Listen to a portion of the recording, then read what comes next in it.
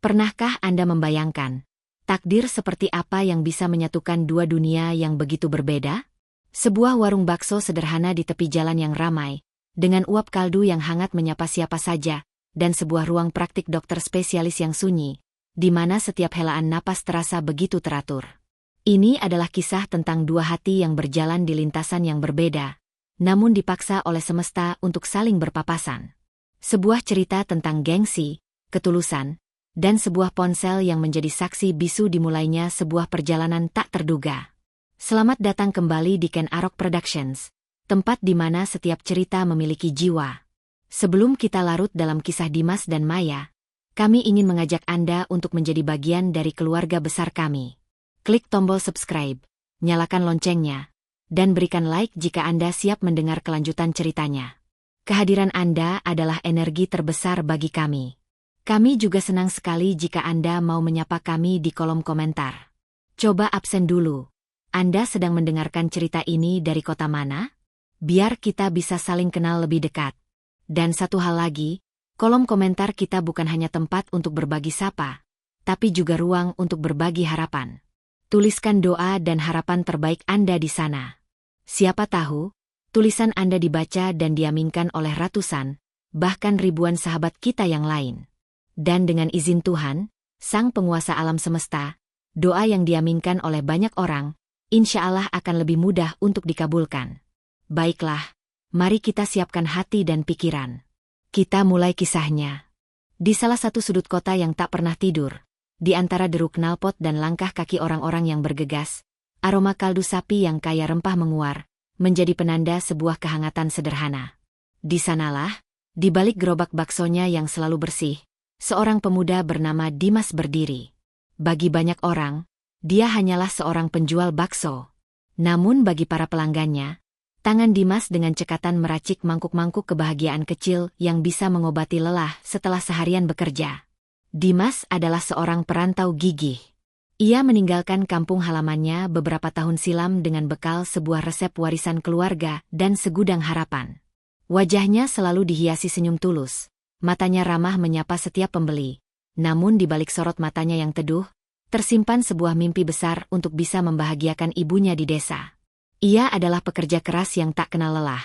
Baginya, uap panas dari kuah bakso adalah saksi dari setiap tetes keringat perjuangannya. Namun, seringkali di penghujung malam, setelah mangkuk terakhir dicuci dan api kompor dipadamkan, Dimas merasakan sebuah sunyi yang aneh. Di tengah keramaian kota, hatinya merindukan seseorang untuk berbagi cerita. Seseorang yang bisa melihat lebih dari sekadar celemek kotor yang ia kenakan. Sementara itu, di belahan kota yang lain, di dalam sebuah gedung megah yang hening di mana aroma antiseptik dan dinginnya pendingin ruangan menjadi pemandangan sehari-hari, seorang wanita menatap hasil röntgen dengan tatapan fokus. Dialah Dr. Maya, seorang dokter spesialis yang namanya sering disebut dengan penuh rasa hormat. Ia cerdas, berdedikasi, dan memiliki ketenangan yang mengagumkan saat menghadapi situasi paling kritis sekalipun. Pasien melihatnya sebagai sosok malaikat penyembuh, dan rekan-rekannya melihatnya sebagai seorang profesional yang patut dicontoh. Namun, di balik jas putihnya yang tanpa celah, Maya membangun sebuah dinding tinggi di sekitar hatinya. Luka dari pernikahan yang kandas beberapa tahun lalu telah mengubahnya menjadi pribadi yang lebih tertutup. Ia mengubur dirinya dalam kesibukan, menjadikan pekerjaan sebagai benteng agar tak ada seorang pun yang bisa menyentuh kerapuhan di dalam dirinya. Hatinya seolah beku. Ia bisa mendiagnosis penyakit paling rumit, namun ia lupa bagaimana cara merasakan kehangatan sebuah perhatian yang tulus. Ia dikelilingi banyak orang setiap hari, namun hatinya terasa lebih sepi daripada koridor rumah sakit di tengah malam. Dua manusia, Dimas dan Maya. Keduanya hidup di kota yang sama, namun di semesta yang seolah berbeda. Mereka belum tahu bahwa takdir, dengan caranya yang paling unik, sedang bersiap untuk menarik seutas benang tipis yang akan menghubungkan hidup mereka selamanya. Malam baru saja memeluk kota sepenuhnya saat Dr. Maya akhirnya bisa melepaskan jas putihnya. Jadwal operasi panjang yang menguras tenaga dan pikiran membuatnya merasa begitu lelah. Perutnya kosong. Namun ia terlalu penat untuk mencari makan di restoran mewah yang biasa ia kunjungi. Saat mobilnya melambat di sebuah persimpangan, Matanya yang sayu menangkap pemandangan sebuah warung bakso tenda yang masih ramai. Aroma kaldu yang terbawa angin seolah memanggilnya, menjanjikan sebuah kehangatan yang ia butuhkan saat itu. Tanpa berpikir panjang, ia memarkir mobilnya tak jauh dari sana. Maya duduk di salah satu bangku kosong, memesan semangkuk bakso tanpa banyak bicara. Pikirannya masih berkelana di antara ruang operasi dan diagnosis pasien. Ia bahkan nyaris tidak memperhatikan pemuda yang melayaninya dengan sigap. Baginya, Dimas hanyalah wajah tanpa nama di antara lautan manusia yang ia temui setiap hari. Ia menyantap baksonya dalam diam, menikmati kuah panas yang perlahan mengembalikan energinya. Di matanya, Dimas pun melihat hal yang sama. Seorang wanita elegan yang tampak lelah, seorang pelanggan yang mungkin tak akan pernah ia lihat lagi. Ia melayaninya seperti pelanggan lain, dengan standar keramahan yang sama, tak menyadari siapa wanita di hadapannya. Di tengah keheningan sesaat itu, ketenangan Maya tiba-tiba terusik. Dering ponselnya yang nyaring memecah suasana. Nama yang tertera di layar membuatnya buru-buru menjawab. Itu adalah panggilan darurat dari rumah sakit. Suara di seberang telepon terdengar panik, melaporkan kondisi seorang pasien kritis yang memburuk drastis. Seketika, seluruh rasa lelah di tubuh Maya menguap, digantikan oleh adrenalin dan rasa tanggung jawab seorang dokter. "Saya segera ke sana," ucapnya singkat namun tegas. Tanpa membuang waktu, ia meletakkan beberapa lembar uang di atas meja untuk membayar. Jumlahnya lebih dari cukup. Pikirannya sudah sepenuhnya terfokus pada nyawa yang harus ia selamatkan. Ia bangkit, berjalan cepat menuju mobilnya, dan melesat pergi menembus malam, meninggalkan mangkuk baksonya yang belum sepenuhnya kosong. Ia pergi dengan begitu tergesa-gesa, hingga tak menyadari satu hal. Sebuah benda pipih berwarna rose gold masih tergeletak membisu di sudut meja kayu tempat ia duduk tadi. Ponselnya. Pusat dari seluruh kehidupannya, baik personal maupun profesional. Dimas, yang sedang membersihkan meja lain, baru menyadarinya beberapa saat kemudian. Ia mengambil benda itu, memandangnya dengan bingung. Sebuah benda asing yang terasa mahal di tangannya, menyimpan sejuta rahasia pemiliknya. Dimas belum menyadari bahwa benda kecil di tangannya itu bukanlah sekadar ponsel yang tertinggal. Benda itu adalah kunci yang akan membuka pintu menuju sebuah cerita yang tidak pernah ia bayangkan sebelumnya. Jam dinding di ruang istirahat dokter menunjukkan pukul 2 dini hari. Operasi berjalan lancar, dan pasien kini dalam kondisi stabil. Dokter Maya menyandarkan punggungnya di kursi, memejamkan mata sejenak sambil menghela napas lega. Kelegaan seorang dokter setelah berhasil merebut kembali sebuah nyawa dari ambang batas kematian adalah perasaan yang tak ternilai. Ia meraih tasnya, berniat untuk mengambil ponsel dan mengabari keluarganya bahwa ia akan pulang terlambat. Tangannya merogoh ke dalam tas, mencari benda pipih yang seharusnya ada di sana. Tidak ada. Ia merogoh lagi, kali ini dengan lebih teliti, menyingkirkan stetoskop dan buku catatannya. Tetap kosong. Sebuah firasat buruk mulai merayap di hatinya. Ia membongkar seluruh isi tasnya di atas meja. Tidak ada. Jantungnya mulai berdebar lebih kencang. Ia berlari kecil ke ruangannya, mencari di setiap laci, di bawah tumpukan berkas, bahkan di saku jas putihnya yang tergantung. Nihil. Pikirannya berputar cepat, mencoba menelusuri kembali setiap langkahnya malam itu. Ia ingat saat di mobil, ia masih memegangnya. Lalu, warung bakso itu. Gambaran meja kayu dengan mangkuk yang setengah kosong tiba-tiba muncul begitu jelas di benaknya. Ya Tuhan, ponselnya tertinggal di sana.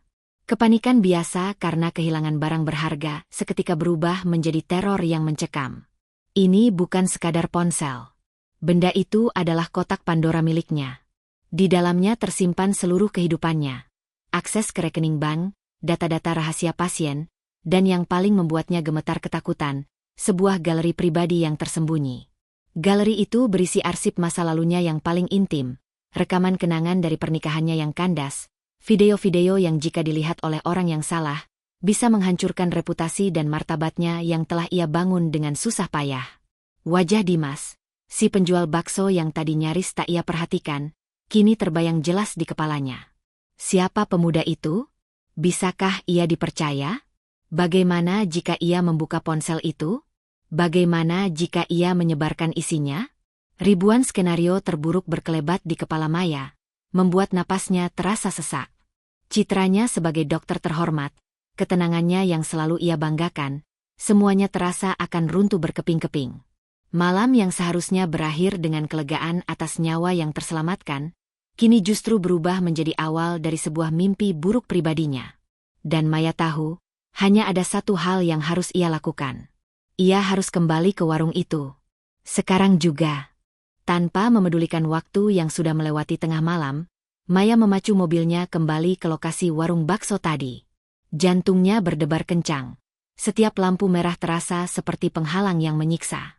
Ia terus berdoa dalam hati, berharap pemuda itu masih di sana, mungkin sedang berkemas.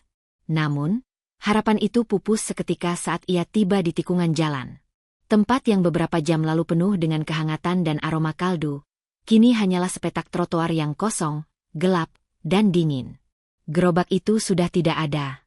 Dimas sudah pergi. Rasa putus asa mulai menjalari dirinya. Ia memarkir mobilnya di tepi jalan, keluar, dan berdiri termangu di tempat warung itu tadi berada. Apa yang harus ia lakukan sekarang? Kepada siapa ia harus bertanya di tengah malam buta seperti ini? Matanya liar memandang sekeliling, mencari secercah harapan.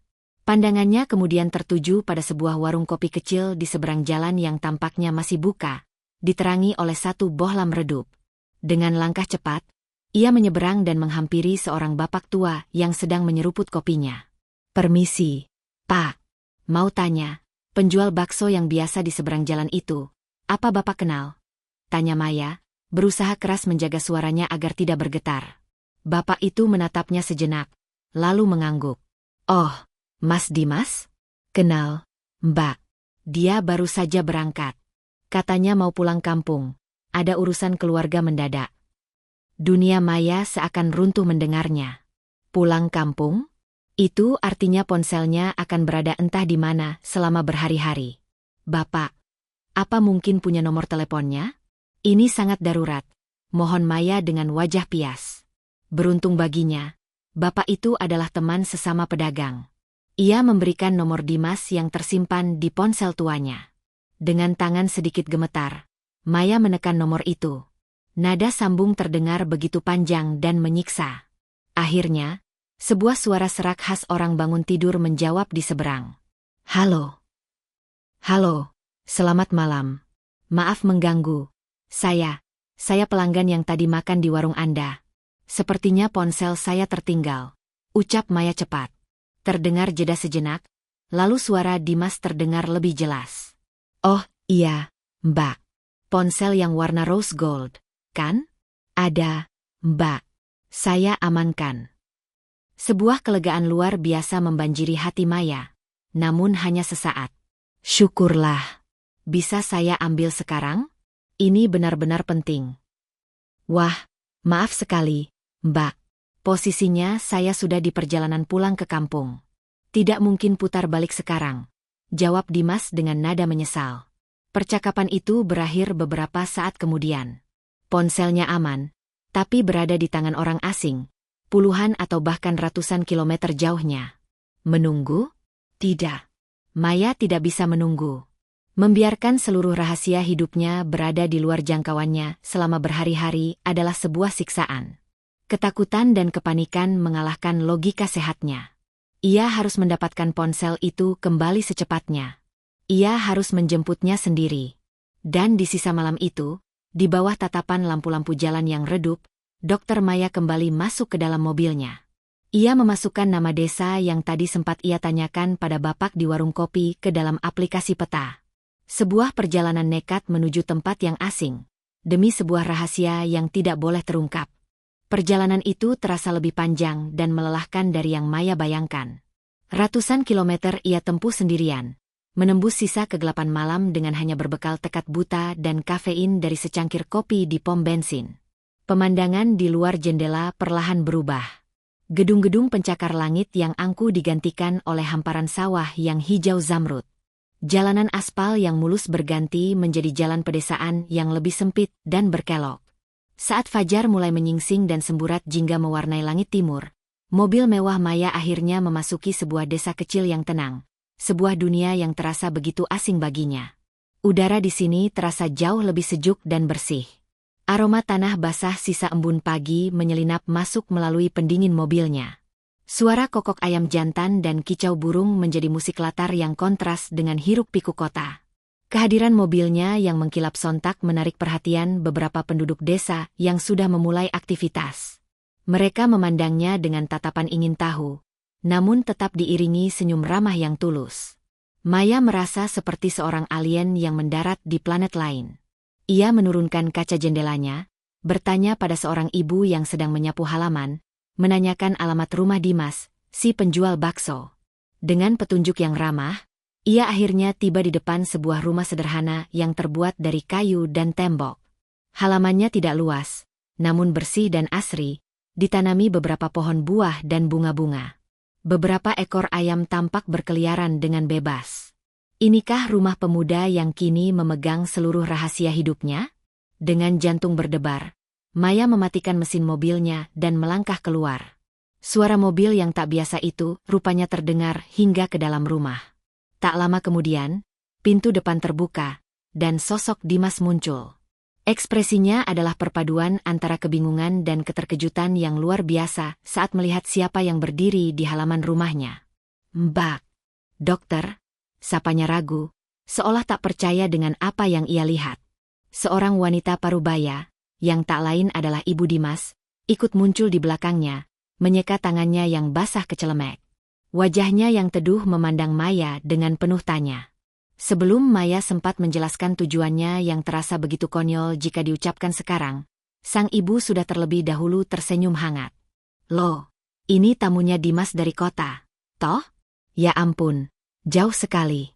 Ayo masuk dulu, enduk, jangan di luar, pasti capek sekali habis perjalanan." Dengan langkah ragu, Maya, sang dokter spesialis yang terbiasa dengan dunia yang serba steril dan teratur, melangkah masuk ke dalam rumah sederhana itu. Ia datang untuk mengambil kembali dunianya yang hilang, namun ia justru disambut oleh sebuah kehangatan tulus yang tidak pernah ia duga sebelumnya.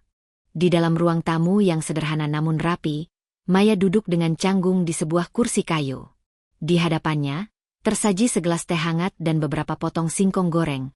Sebuah sambutan tulus yang entah kenapa justru membuat lidahnya terasa keluh.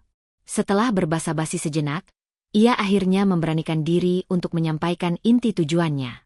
"Dimas, saya kesini karena ponsel itu. Benda itu sangat-sangat penting bagi saya." Dimas menghela napas pelan, wajahnya menunjukkan raut penyesalan yang dalam. "Begini, Mbak, mohon maaf sekali sebelumnya. Ponselnya tidak saya bawa ke sini. Saya simpan di kontrakan di kota. Saya kunci di dalam lemari biar aman. Saya pikir itu tempat yang paling baik," jelasnya dengan suara pelan. Dunia Maya seakan berputar. Jadi, perjalanan gilanya semalaman ini sia-sia? Ponsel yang ia cari mati-matian ternyata berada di kota yang sama dengannya, hanya terpisah oleh pintu kontrakan yang terkunci. Rasa frustrasi, lelah, dan kebodohan campur aduk menjadi satu. "Lalu, kapan kamu akan kembali ke kota?" tanyanya, berusaha menahan nada suaranya agar tidak meninggi. "Saya, mungkin masih butuh beberapa hari di sini, Mbak. Ada urusan keluarga yang harus diselesaikan," jawab Dimas sambil menunduk, menghindari tatapan Maya. Melihat interaksi itu, Ibu Dimas yang sejak tadi hanya mengamati, akhirnya angkat bicara. Suaranya lembut namun tegas. "Dimas, kamu ini bagaimana? Mbaknya ini sudah datang jauh-jauh kemari. Sudah, kamu siap-siap sekarang. Antarkan mbaknya kembali ke kota. Ambil ponselnya. Urusan di sini biar nanti ibu yang urus. Tidak baik membuat tamu menunggu," titahnya. Dimas tampak tak bisa membantah perintah ibunya. Dengan langkah berat, ia masuk ke kamarnya untuk bersiap. Momen itulah yang dimanfaatkan oleh sang ibu untuk duduk di samping Maya. Ia menatap Maya dengan sorot mata yang penuh pengertian. "Maafkan Dimas ya, enduk. Dia itu sebenarnya bukan anak yang tidak bertanggung jawab. Hatinya sedang tidak karuan," ujarnya pelan. Ibu Dimas kemudian bercerita. Ia menjelaskan bahwa alasan sebenarnya Dimas pulang bukanlah urusan mendadak, melainkan sebuah rencana besar. Dimas pulang dengan membawa seluruh tabungannya, dengan niat tulus untuk melamar gadis pujaannya sejak kecil di desa itu. Namun, harapannya hancur berkeping-keping. Lamaran Dimas ditolak mentah-mentah. Keluarga sang gadis lebih memilih menerima pinangan dari seorang pegawai negeri, menganggap profesi Dimas sebagai penjual bakso tidak memiliki masa depan yang jelas. Di tengah ruang tamu sederhana itu, dikelilingi aroma teh melati dan singkong goreng, Maya terdiam. Kemarahannya menguap, rasa frustrasinya lenyap. Yang tersisa hanyalah sebuah pemahaman yang aneh. Pria yang memegang kunci rahasia paling gelap dalam hidupnya itu, ternyata juga sedang memegang kepingan hatinya sendiri yang baru saja dihancurkan. Perjalanan ini tiba-tiba terasa bukan lagi tentang sebuah ponsel, melainkan tentang pertemuan dua hati yang sama-sama sedang terluka.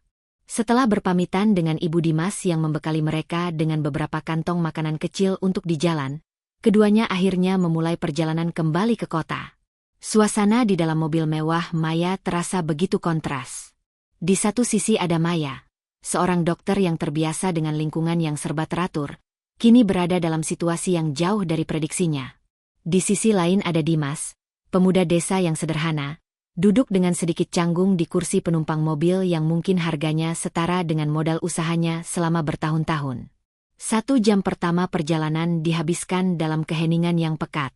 Hanya suara mesin mobil yang halus dan lagu-lagu acak dari radio yang mengisi ruang di antara mereka. Dimas lebih banyak memandang keluar jendela, menatap pemandangan kampung yang perlahan berganti menjadi jalanan yang lebih ramai. Sementara Maya menggenggam setir dengan erat, pikirannya berkecamuk. Ia merasa bersalah telah menyeret Dimas, yang jelas-jelas sedang patah hati, ke dalam masalahnya. Akhirnya, Mayalah yang memecah kebisuan itu. Dimas, panggilnya pelan. Saya minta maaf ya. Sudah sangat merepotkan kamu dan ibumu. Dimas menoleh, sedikit terkejut. Tidak apa-apa, Mbak. Ini juga kan sebagian karena keteledoran saya yang tidak langsung memeriksa meja setelah Mbak pergi, jawabnya dengan tulus. Tetap saja. Saya akan ganti rugi waktu dan ongkos kamu, tawar Maya, mencoba menyelesaikan masalah dengan cara yang paling ia ketahui, uang. Tidak usah, Mbak. Sungguh, tolak Dimas halus. Ini sudah menjadi tanggung jawab saya untuk memastikan barang Mbak kembali dengan aman. Penolakan halus itu entah kenapa menyentuh sesuatu di dalam diri Maya. Pria di sampingnya ini, yang baru saja direndahkan karena profesinya, justru menunjukkan sebuah integritas yang tulus. Setelah beberapa saat hening kembali, Maya merasakan dorongan kuat untuk jujur. Mungkin karena ia melihat ketulusan di mata Dimas, atau mungkin karena ia sudah terlalu lelah menyimpan ketakutannya sendirian. Ia menepikan mobilnya sejenak di bahu jalan yang agak sepi. Ia menatap Dimas, kali ini dengan pandangan yang lebih terbuka. Kamu mungkin bertanya-tanya kenapa saya bisa senekat ini, sampai menyusul ke kampungmu hanya demi sebuah ponsel. Dimas hanya diam, menunggu. Maya menarik napas dalam-dalam. Ponsel itu, isinya bukan cuma data pekerjaan atau kontak penting. Suaranya sedikit bergetar. Ada beberapa video pribadi. Dari pernikahan saya yang dulu. Video yang sangat personal. Kalau sampai dilihat orang lain, karir dan hidup saya bisa hancur. Dimas. Itulah pertama kalinya Maya menunjukkan kerapuhannya pada orang asing. Ia menunduk, siap menerima penghakiman atau rasa ingin tahu yang berlebihan. Namun, yang ia dapatkan justru sebuah respons yang tenang. Dimas menatapnya lurus, sorot matanya tidak menunjukkan keterkejutan, melainkan pemahaman. Saya mengerti. Mbak, ucapnya mantap. Mbak tenang saja. Saya mungkin cuma tukang bakso, tapi saya bisa pegang janji. Rahasia Mbak akan tetap menjadi rahasia. Ponsel itu akan kembali utuh ke tangan Mbak. Saya jamin. Saat Maya kembali menjalankan mobilnya, keheningan di antara mereka kini terasa berbeda. Bukan lagi keheningan yang canggung, melainkan keheningan yang dipenuhi oleh seutas benang kepercayaan yang baru saja terjalin. Kepercayaan yang baru terjalin itu berhasil mencairkan kebekuan di antara mereka. Perjalanan tidak lagi terasa canggung. Obrolan-obrolan ringan mulai mengalir. Dimas bercerita tentang keindahan dan kesederhanaan hidup di desanya, tentang ibunya yang ia sayangi. Sementara Maya, untuk pertama kalinya setelah sekian lama, menceritakan sedikit tentang kesibukannya di rumah sakit tanpa nada keluhan, hanya berbagi sekelumit dunianya. Mereka bukan lagi dua orang asing, melainkan dua individu yang secara tak sengaja menemukan secercah pemahaman di tengah situasi yang aneh. Namun, semesta tampaknya punya rencana lain untuk mereka. Saat mobil memasuki kawasan perbukitan yang menjadi jalur utama antar provinsi, langit yang tadinya cerah perlahan-lahan diselimuti awan kelabu. Hujan gerimis mulai turun, membasahi kaca depan mobil. Beberapa kilometer kemudian, laju mobil Maya terpaksa melambat hingga akhirnya berhenti total. Di depan mereka, antrean panjang kendaraan mengular, tak bergerak sama sekali. Rasa cemas mulai menyergap Maya kembali. Dimas, dengan sigap, menurunkan kaca jendela dan bertanya pada seorang sopir truk di samping mereka. "Ada apa, Pak?" "Longsor, Mas. Di depan sana, bukitnya longsor, jalannya putus total. Katanya butuh waktu berjam-jam, mungkin sampai besok pagi baru bisa dilewati," jawab sopir itu dengan nada pasrah. Kabar itu bagai petir di siang bolong bagi Maya. Terjebak di antrean entah sampai kapan adalah skenario yang tidak ia inginkan. Seluruh rencana untuk segera sampai di kota, mengambil ponsel, dan mengakhiri semua ini secepatnya, kini berantakan. Ia memukul setirnya pelan, menahan rasa frustrasi yang kembali memuncak. Melihat kepanikan di wajah Maya, Dimas berusaha tenang. Ia teringat jalur-jalur alternatif yang sering ia lewati saat muda. "Mbak, sepertinya saya tahu jalan lain," ujarnya. "Ini jalan desa yang lama, memutar cukup jauh melewati area perkebunan dan hutan kecil. Kondisinya mungkin tidak sebagus jalan utama, tapi setidaknya kita bisa terus bergerak." Pilihan mereka tidak banyak. Menunggu dalam ketidakpastian, atau mengambil risiko melewati jalan yang tidak dikenal. Dengan keyakinan pada arahan Dimas, Maya akhirnya mengangguk setuju. Ia memutar balik mobilnya, mencari titik di mana mereka bisa masuk ke jalur alternatif itu. Di bawah langit yang semakin temaram dan diiringi rintik hujan yang mulai deras, mobil mewah itu berbelok, meninggalkan jalan utama yang buntu dan memasuki sebuah jalur sempit yang tak ada dalam peta digitalnya. Jalanan yang basah dan terkadang berbatu membuat Maya harus ekstra hati-hati. Perjalanan untuk mengambil sebuah ponsel kini telah benar-benar berubah menjadi sebuah petualangan kecil yang tak terduga, memaksa mereka untuk lebih bergantung satu sama lain menghadapi ketidakpastian di depan. Jam-jam berikutnya terasa begitu lambat. Di luar, kegelapan malam menjadi absolut, hanya bisa ditembus oleh sorot lampu mobil Maya. Hujan yang turun membuat jalanan tanah yang mereka lalui menjadi licin dan berbahaya. Maya yang biasanya begitu percaya diri di balik kemudi, kini harus mengerahkan seluruh konsentrasinya, sementara Dimas dengan tenang menjadi navigator, memberikan arahan berdasarkan ingatan masa lalunya. Kelelahan dan rasa lapar akhirnya mulai menggerogoti mereka. Beruntung, di sebuah persimpangan desa kecil, mereka melihat secercah cahaya dari sebuah warung tenda sederhana yang masih buka. Mereka berhenti dan memesan 2 piring nasi goreng hangat dan teh panas. Di bawah temaram lampu bohlam, duduk berhadapan di bangku kayu panjang, tembok status sosial di antara mereka seolah runtuh sepenuhnya. Mereka makan sambil berbagi cerita. Bukan lagi sebagai dokter dan penjual bakso, tapi sebagai Maya dan Dimas. Maya bercerita tentang tekanan di pekerjaannya, tentang bagaimana ia merindukan saat-saat di mana ia bisa menjadi dirinya sendiri. Dimas bercerita tentang mimpinya untuk memiliki warung bakso permanen, agar ibunya bisa hidup nyaman bersamanya di kota. Obrolan itu mengalir begitu saja, tulus dan tanpa kepura-puraan. Setelah selesai makan, hujan justru turun semakin deras. Dimas menatap ke jalanan yang gelap gulita. "Mbak, sepertinya terlalu berisiko kalau kita lanjutkan malam ini.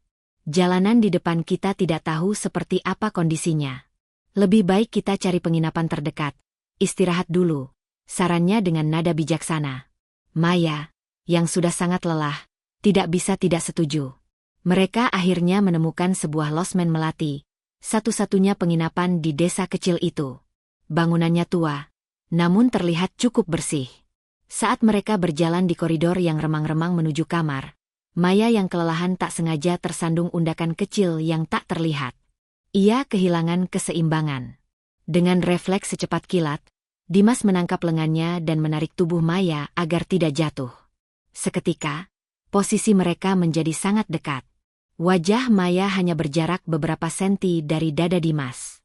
Ia bisa merasakan hangat napas Dimas dan mencium aroma teh melati yang samar. Untuk beberapa detik yang terasa begitu panjang, mereka hanya membeku, saling menatap dalam keheningan. Debaran jantung yang aneh dirasakan oleh keduanya. Dimaslah yang pertama kali tersadar dan dengan canggung melepaskan pegangannya. "Maaf, Mbak. Hati-hati, lantainya tidak rata," ucapnya pelan, berusaha menutupi kegugupannya. Mereka memesan 2 kamar yang bersebelahan. Suasana canggung akibat insiden kecil tadi masih sedikit terasa. Di dalam kamar mereka yang sederhana, baik Dimas maupun Maya sama-sama merebahkan diri di atas kasur. Malam itu, mereka tidak hanya beristirahat dari perjalanan yang melelahkan, tetapi juga dari peran dan status yang biasa mereka sandang. Untuk sesaat, mereka hanyalah 2 orang yang terdampar bersama, tanpa sengaja menemukan secercah kehangatan di tempat yang paling tak terduga. Matahari pagi yang cerah menyambut mereka, seolah menghapus jejak badai dan kegelapan malam sebelumnya. Perjalanan kembali ke kota terasa jauh berbeda. Tidak ada lagi ketegangan atau kepanikan, hanya obrolan ringan dan suasana nyaman yang tak terduga. Keheningan yang sesekali tercipta pun bukan lagi keheningan yang canggung, melainkan jeda yang nyaman di antara 2 orang yang mulai memahami satu sama lain tanpa perlu banyak kata. Saat mobil Maya kembali memasuki gerbang kota yang ramai, mereka berdua sadar bahwa petualangan singkat ini akan segera berakhir. Mereka tiba di sebuah gang padat yang menjadi alamat kontrakan Dimas. Ia menuntun Maya menuju sebuah kamar kos sederhana namun sangat bersih dan rapi. Dengan sedikit gugup, Dimas membuka pintu, berjalan menuju sebuah lemari kayu, dan mengeluarkan kunci kecil dari sakunya. Ia membuka laci yang terkunci, dan dari dalamnya, ia mengambil ponsel berwarna rose gold itu. Ia berbalik dan menyerahkannya pada Maya. "Ini, Mbak, aman, tidak kurang satu apapun." Maya menerima ponsel itu dengan tangan yang sedikit gemetar. Ia menggenggamnya erat seolah benda itu adalah bagian dari jiwanya yang hilang. Seluruh beban, ketakutan, dan kepanikan yang menghantuinya selama lebih dari 24 jam terakhir, seketika lenyap. Napas lega yang ia embuskan terasa begitu dalam dan tulus. "Terima kasih, Dimas. Terima kasih banyak. Aku benar-benar tidak tahu harus bagaimana membalas kebaikanmu," ucapnya, suaranya tulus dipenuhi rasa syukur. Melihat ekspresi lega di wajah Maya, Dimas pun ikut tersenyum. Beban tanggung jawabnya terasa terangkat. Untuk mencairkan suasana yang mendadak jadi serius, ia memberanikan diri untuk bercanda. "Akhirnya kembali juga ya, Mbak, benda paling dicari ini," ujarnya dengan nada jenaka. "Saya jadi penasaran. Memangnya isinya apa sih sampai segitu pentingnya? Saya kira isinya resep obat rahasia para dokter." Maya tertawa kecil mendengar candaan itu. Maya yang dulu mungkin akan tersinggung atau menjawab dengan kaku. Tapi Maya yang sekarang, yang telah melewati perjalanan panjang bersama Dimas, justru ikut bermain dalam candaan itu. Ia menatap Dimas dengan sorot mata yang sedikit menggoda. "Oh, ini lebih rahasia dari resep obat," jawabnya sambil tersenyum. "Kalau kamu mau lihat isinya, sepertinya kamu harus jadi suamiku dulu." Ucapan spontan itu sempat membuat Dimas tertegun sejenak, sebelum akhirnya keduanya tertawa lepas bersama. Tawa yang renyah dan tulus, memecah semua sisa kekakuan di antara mereka. Diberanikan oleh momen itu, Dimas menimpali dengan nada setengah serius. "Kalau lamarannya saya ajukan sekarang, apa bakal diterima?" Maya, sedikit salah tingkah namun tetap tersenyum, dengan lembut menepuk lengan Dimas. "Kamu ini ada-ada saja. Jangan mulai berandai-andai." Ponsel itu kini sudah kembali ke tangannya, mengakhiri babak petualangan gila mereka. Namun tawa yang baru saja mereka bagi, terasa seperti pembuka dari sebuah babak yang benar-benar baru. Keduanya berdiri di dalam kamar kos sederhana itu, sama-sama bertanya-tanya dalam hati. Setelah ini, apa? Hari-hari berganti menjadi minggu. Petualangan nekat di jalanan desa kini terasa seperti sebuah mimpi yang samar. Dimas kembali ke rutinitasnya di balik gerobak bakso, dan Maya kembali ke dunianya yang steril dan sibuk di rumah sakit. Namun, sesuatu telah berubah. Maya kini menjadi pelanggan tetap di warung Dimas. Hampir setiap beberapa hari sekali, mobilnya akan menepi dan ia akan memesan semangkuk bakso. Bagi orang lain, itu mungkin terlihat biasa.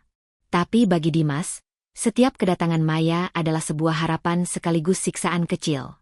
Kehangatan dan kedekatan yang pernah terjalin selama perjalanan mereka seolah menguap. Panggilan Maya dan Dimas yang akrab kini kembali menjadi Dokter Maya dan Mas Dimas yang formal. Tawa lepas mereka digantikan oleh senyum sopan. Ada sebuah dinding tak kasat mata yang kembali dibangun oleh Maya. Sebuah jarak yang membuat Dimas merasa bingung dan sedikit terluka. Ia bertanya-tanya dalam hati, apakah candaan mereka di kamar kontrakannya waktu itu tidak berarti apa-apa? Apakah semua itu hanya bagian dari euforia sesaat? Puncak dari kegelisahan Dimas terjadi pada suatu sore yang ramai. Saat ia sedang sibuk-sibuknya melayani pelanggan, mobil Maya kembali datang. Hati Dimas sempat menghangat, namun kehangatan itu seketika padam saat ia melihat pintu penumpang terbuka.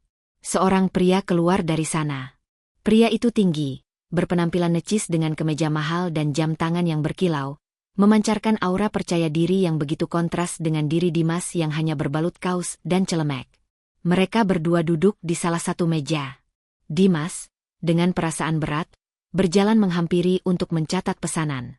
Ia bisa mendengar obrolan mereka yang terdengar begitu akrab, membicarakan istilah-istilah medis dan rencana liburan ke luar negeri, sebuah dunia yang terasa begitu jauh dari jangkauannya. Maya memperkenalkannya dengan sopan. Dimas, kenalkan ini Dokter Adrian, rekanku di rumah sakit. Dimas, sapanya singkat, sambil menganggukkan kepala. Selama melayani mereka, Dimas merasa seperti seorang pelayan tak terlihat. Ia melihat cara Dokter Adrian menatap Maya, melihat bagaimana Maya tertawa lepas merespons candaan pria itu. Pemandangan itu seperti sebuah tamparan keras yang menyadarkannya akan realita. Bayangan saat lamarannya ditolak di kampung kembali berputar di kepalanya. Alasan penolakan itu, karena ia dianggap tidak mapan, kini terasa begitu nyata dan menyakitkan. Ia menatap tangannya yang kapalan karena bekerja, lalu melirik pria elegan yang duduk di hadapan Maya. Langit dan bumi. Sore itu, di tengah kepulan uap kuah bakso yang panas, Dimas merasakan hatinya mendingin. Mimpi yang sempat mekar setelah perjalanan nekat mereka, kini layu sebelum sempat berkembang. Ia sadar, mungkin memang benar, ada dunia-dunia yang ditakdirkan hanya untuk saling bersinggungan, bukan untuk menyatu. Ia harus membuang perasaannya jauh-jauh. Beberapa hari berlalu sejak sore yang menyakitkan itu. Dimas berusaha menyibukkan diri, menenggelamkan kekecewaannya ke dalam panci kuah bakso yang panas. Ia tetap melayani Maya dengan sopan setiap kali datang, namun kini dengan jarak yang terasa jelas, sebuah formalitas yang dingin. Suatu sore, Maya datang sendirian, kali ini bukan untuk makan, melainkan dengan raut wajah yang bersemangat. Dimas, aku punya kabar baik, ujarnya. Matanya berbinar. Di rumah sakit akan ada acara bakti sosial besar akhir pekan ini, dan panitia sedang butuh penyedia konsumsi dalam jumlah besar. Aku sudah merekomendasikan bakso buatanmu ke semua panitia. Dimas terdiam sejenak. Sebagian hatinya merasa tersentuh, namun sebagian lagi merasa curiga, seolah ini adalah bentuk belas kasihan. Terima kasih, Dok. Tapi saya rasa usaha saya belum sebesar itu, jawabnya, mencoba menolak halus. Jangan pesimis begitu, bujuk Maya. Ini bukan bantuan, Dimas. Baksomu memang yang paling enak di sekitar sini. Ini murni kesempatan bisnis. Anggap saja ini caraku membalas bantuanmu tempo hari. Bujukan Maya, ditambah dengan impiannya untuk mengembangkan usaha, akhirnya meluluhkan keraguan Dimas. Ini adalah kesempatan emas yang tidak mungkin ia sia-siakan. Dengan antusiasme yang baru, ia pun setuju. Beberapa hari kemudian, Maya datang membawa setumpuk dokumen. Ini hanya formalitas, surat perjanjian standar dan formulir pendaftaran sebagai vendor resmi. Kamu pelajari dan tanda tangani saja, katanya. Dimas, yang tidak terlalu paham dengan bahasa hukum di dalam kontrak dan didasari oleh kepercayaan penuh pada Maya, menandatangani semua berkas itu tanpa banyak bertanya. Hari acara pun tiba.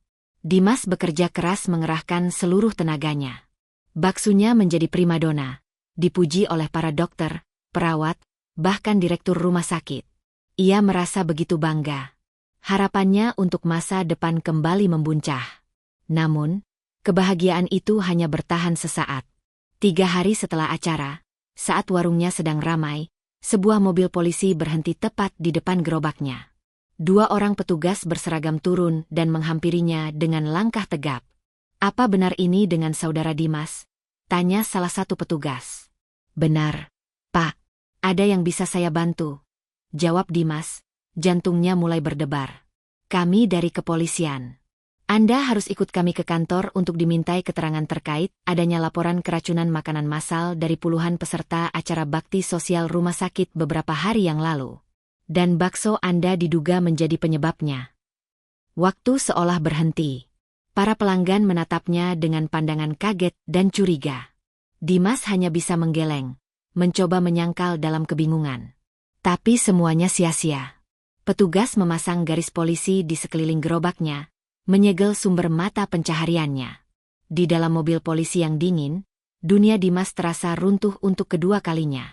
Harapan yang baru saja ia bangun hancur lebur, digantikan oleh rasa takut dan sebuah perasaan dikhianati yang begitu dalam.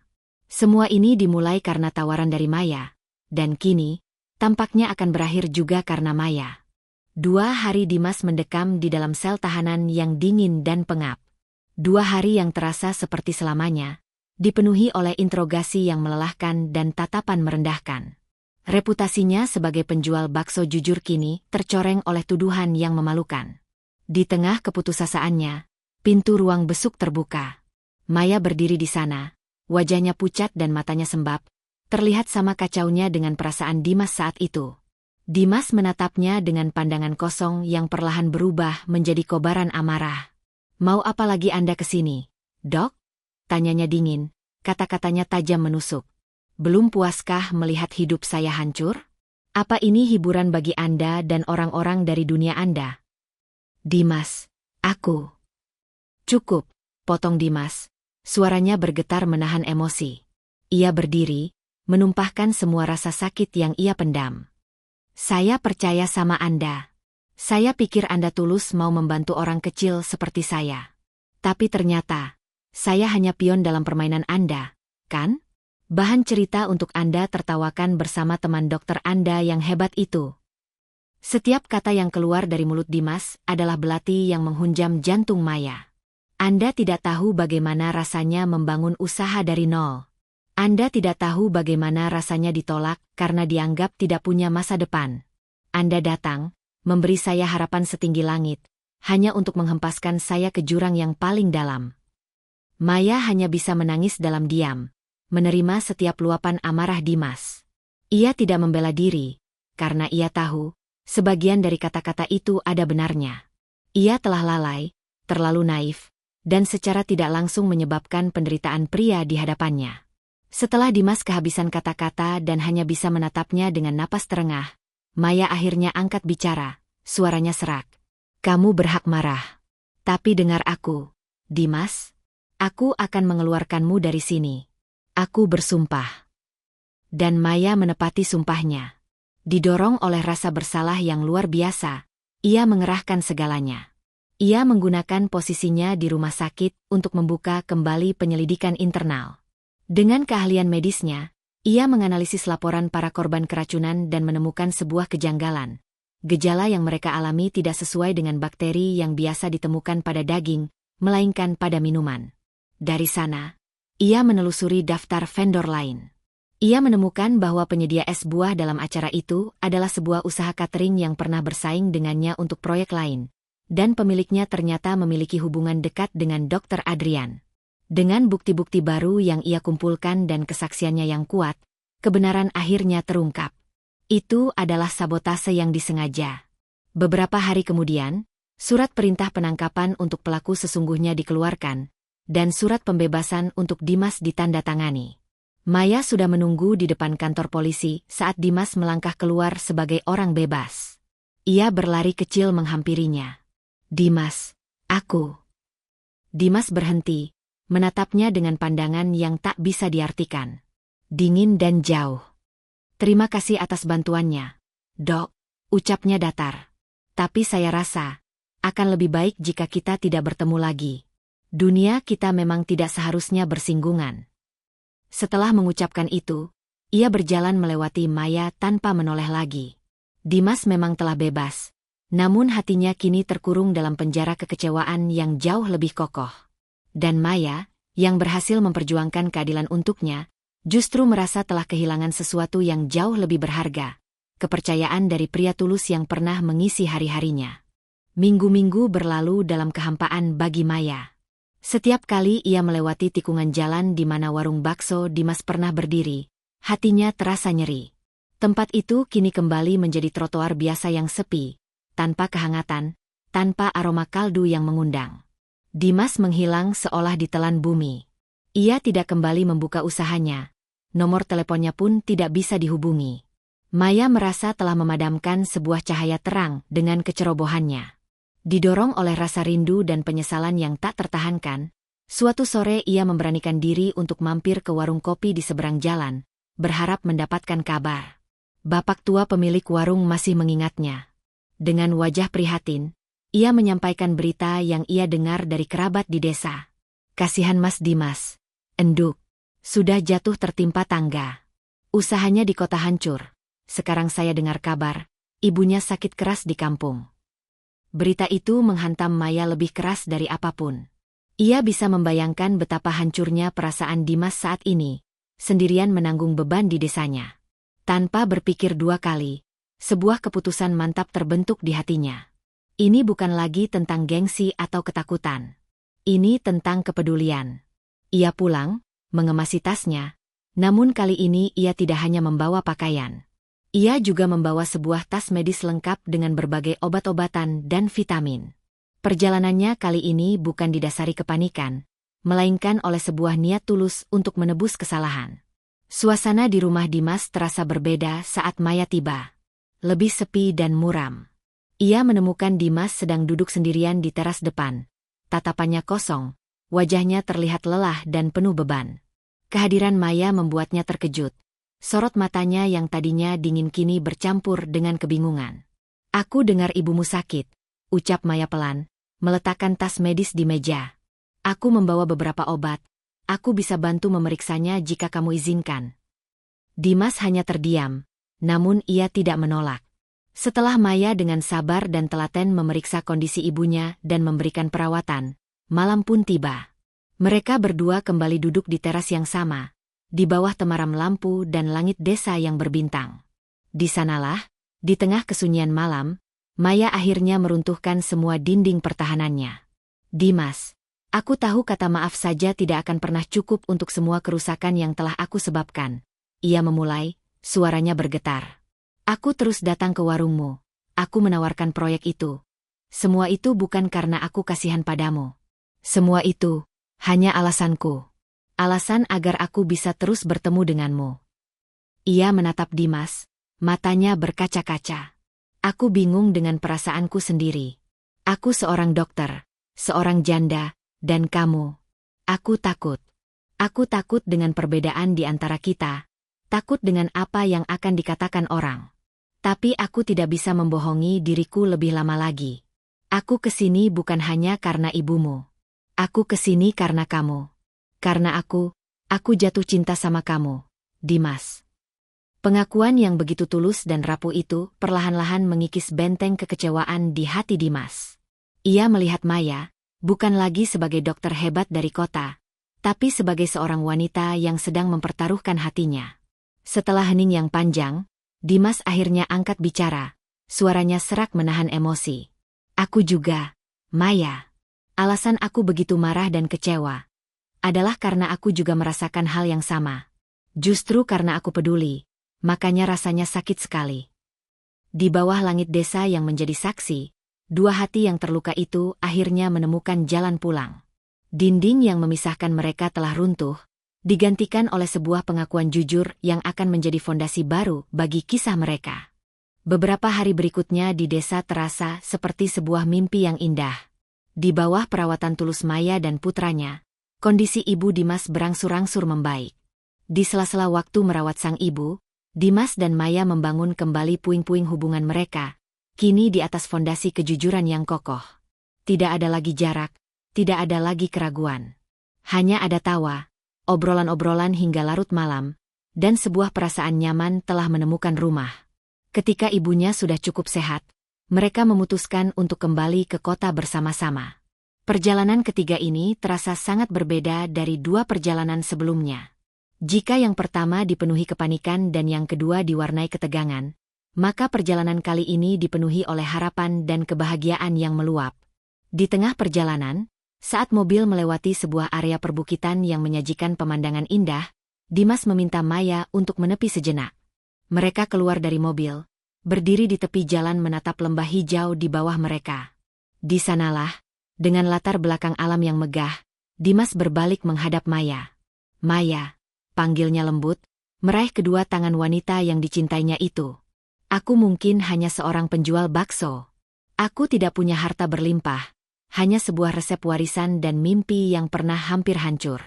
Tapi satu hal yang aku punya sekarang adalah hati yang sepenuhnya milikmu. Aku ingin membangun semua mimpiku lagi, tapi kali ini bersamamu. Maukah kamu menikah denganku? Air mata kebahagiaan mengalir di pipi Maya. Semua ketakutan dan keraguan yang pernah membelenggunya kini terasa sirna. Di hadapannya berdiri pria paling tulus yang pernah ia kenal. Iya, Dimas. Aku mau, jawabnya di sela isak tangis bahagia. Dimas tersenyum, senyum terindah yang pernah Maya lihat. Ia menangkup wajah Maya dan di sanalah, di tepi jalan yang sepi, mereka berbagi ciuman pertama. Sebuah ciuman yang menyegel janji dan menghapus semua luka masa lalu. Pernikahan mereka digelar beberapa bulan kemudian. Sederhana, hangat, dan penuh tawa, dihadiri oleh Ibu Dimas dan sahabat-sahabat terdekat. Mereka tidak butuh pesta mewah untuk merayakan cinta mereka yang luar biasa. Dan di sudut kota yang ramai, di lokasi yang sama, warung bakso itu kembali buka. Bukan lagi sekadar gerobak tenda, melainkan sebuah kedai kecil yang rapi dan nyaman, dengan papan nama bertuliskan, "Bakso Kita." Dimas tetap menjadi koki utamanya, meracik kebahagiaan dalam setiap mangkuk. Sementara Maya, di sela-sela kesibukannya sebagai dokter, membantu mengelola usaha yang kini menjadi milik mereka bersama. Kisah Dimas dan Maya mengajarkan kita bahwa jodoh seringkali datang dari arah yang paling tak terduga, melalui cara-cara semesta yang paling jenaka. Kisah mereka adalah bukti bahwa cinta sejati tidak pernah memandang status sosial, melainkan ketulusan hati. Bahwa tembok gengsi yang paling tinggi sekalipun, pada akhirnya akan runtuh oleh keberanian untuk mengakui perasaan dan pengorbanan yang tulus. Karena pada akhirnya, setiap hati hanya mencari satu hal, sebuah rumah untuk pulang. Terima kasih telah menemani perjalanan Dimas dan Maya hingga akhir. Semoga ada pelajaran dan kehangatan yang bisa kita petik bersama.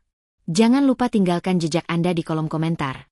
Berikan like jika Anda menyukai cerita ini, dan tentu saja, subscribe channel Ken Arok Productions agar kita bisa bertemu lagi di kisah-kisah inspiratif berikutnya. Sampai jumpa.